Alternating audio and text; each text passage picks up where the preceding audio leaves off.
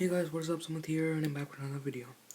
Guys, today I'm going to be doing a quick review of the all-new iPhone 6s. So, let's get started. So guys, first things first, about this iPhone 6s, I would like to talk about the design itself, what has changed from the iPhone 6, and stuff like that, and then I'll continue in. So, guys, first of all, before actually jumping in one hand I have the iPhone 6, and in one hand I have the iPhone 6s. So now just by looking at both of these, can you recognize which one is which? Well, chances are that you can't. And that is because, being an S model, Apple really hasn't changed much on the 6s, which is this one. Design-wise, as it mainly changes design in the regular models, like the 6 in this case. Now, there is slight change in the design, and that takes place on the back of the phone.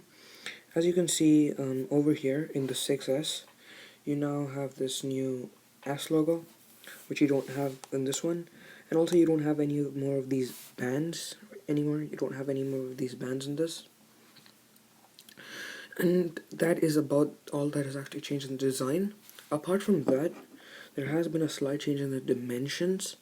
The iPhone 6s is actually a bit thicker than the iPhone 6, which come with the iPhone 6 coming in at 7.1 millimeters, while the iPhone 6 came in at 6.9 millimeters. And also, the iPhone 6s is a bit heavier than the 6. This coming in at 143 grams, while the iPhone 6 coming in at 129 grams. Now you might ask that even though Apple's upgraded it, why has it become thicker and heavier? Well, that is mainly because Apple has used the new 7000 series aluminum alloy in this, which basically is a much stronger type of metal, so that can prevent all those bend-gate stories that we were having before. Now let's actually jump into the iPhone 6s, its features, tech, etc.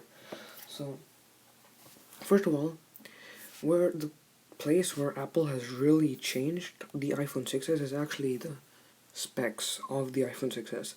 So first of all, the iPhone 6s is blazing fast. It's much faster than the iPhone 6s than the iPhone 6 in many cases. Actually, the first case being the Touch ID startup. Like, for instance, I have my finger on both of these. I just press them, and literally you could see how fast this was. It's 2 times faster than the Touch ID sensor on the iPhone 6, which is pretty good, pretty impressive, and that is partly due to the fact that Apple is now using the all-new Apple A9 chip on the iPhone 6s, which is much faster. Actually, the whole UI feels a bit faster, starting up times and stuff like that.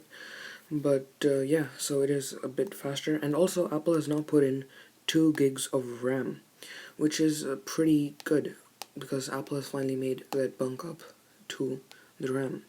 Now, another pretty cool thing that Apple has changed on the 6s is actually in the camera. Apple has now put in a 12 megapixel camera, 12 megapixel sensor, with 4K video recording capability, which is something that is so cool. I mean, Apple was always lagging behind in the 4K world, because they hadn't put 4K in any other, and all the other iPhones had 1080p max, up from the iPhone 4S, and Apple not changing that is actually pretty good. So, if I go into if I go into settings here, I go into photos. Now, as you can see, we now have the option to record 4K at 30 FPS, but one slight problem with 4K is this. It's going to take up a lot of memory. It's going to take up 375 MB for just 1 minute, which is actually it's a lot. But yeah, it is 4K. So yeah, if you want to really use 4K a lot, then I would suggest, buying the 64 or 128 gigabyte model, as the 16 GB, won't really do it that well. Another really cool photo camera thing that Apple has put in is this new thing called Live Photos, which basically, if I show it to you, you can enable by clicking on this. So basically what it does is, if I take a photo here, let's say I take this photo, okay, now if I click on this photo, right, and I keep this photo pressed, if I force touch on this photo, like this, if I put more pressure, as you can see, this is moving. It'll also record a bit audio. Basically, it records audio like a few, I think, seconds after you actually, audio and video a few seconds after you actually click the record button. Now, one feature that I actually used in the picture to do that was actually another one of the biggest features that Apple has actually put into the iPhone 6s. That feature is 3D touch. Now, what is 3D touch? So if you remember on the Apple Watch and the new MacBooks, Apple introduced a feature called Force Touch. So 3D touch is essentially the same thing as Force Touch, but just for the iPhone. Basically, what it is it's not a long press. It's not a long press. It's basically, if you put more physical pressure onto the screen on certain applications, then as you can see, it brings up a menu of some sort. So again, it's not long pressing it, it's putting more physical pressure onto the display, because Apple actually has a sensor inside of this itself that actually can sense that. Now, as you can see, this does work on a lot of applications right now, and it also has a slight vibration when you do this, which, it's called haptic feedback, which makes it feel pretty good. So right now, as I told you, it does work on some applications, but it won't work on a lot of third-party applications just yet. But it'll work on most stock Apple applications. So basically, it's just you put more physical pressure onto the display, and this not only allows you to do it on applications. There's also a feature called Peek and Pop. Okay, now basically how Peek and Pop works is that if you open an application which has a link to something or something, it basically, if you force touch the link, it not only works with links, it works with photos too.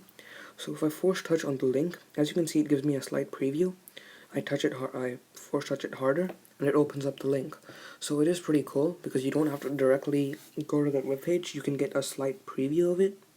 If you force touch harder, it brings you into the webpage, which is pretty good. It actually works on photos too. If I open up camera, so as you can see, this is the thing that I just recorded.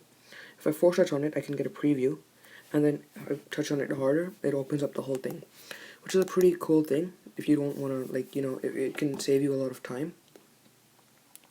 And yeah, so another useful feature that Apple has added in the iPhone 6s is this thing called front flash, which basically, if you take like a photo from your camera, from the front facing camera, basically your phone screen is gonna basically act as a flash, which is pretty cool. It's really bright because it has in fact a display chip inside of it, which basically, if you're taking like a selfie or something in the dark, it can be really useful. Yeah guys, and that is about it. One more thing I just want to mention about the live wallpapers is that in fact there are some live wallpapers itself. Like for instance, in this live wallpaper that I have set, as you can see, if I force touch it, the wallpaper itself can move, which is a pretty cool, thing that you can play around with. So yeah guys, that is about it for the iPhone 6s. Now you might ask, should you upgrade? Well guys, again, that does just depend on a lot of things. Now, if you're a guy that upgrades each year, then obviously you will upgrade. But if you already have something like the iPhone 6, then I wouldn't recommend upgrading itself. I wouldn't really recommend updating, because even though you do get the 3D touch and some new features, there's not that much that has actually changed. The iPhone 6 is still a really good device. It still can do most of the things the 6S can do, excepting the 3D touch and a few other cool features about this. But if you already have the 6, then I wouldn't really recommend updating. I would like wait for the 7. But if you have something like the 5S or below that, then I would definitely recommend upgrading, because you do get a lot of features and it's gonna be a pretty good jump for you. And yeah guys, that is about it for this video. If this video helped you learn something new about the iPhone 6s, then please hit the like button and please subscribe to my channel. I upload content once a week, so it really should be worth it. And yeah guys, that is about it. If you do plan on buying this, then just tell me in the comments below whether you bought it or not. And yeah guys, that is about it. I'll see you in the next video. Until then, peace.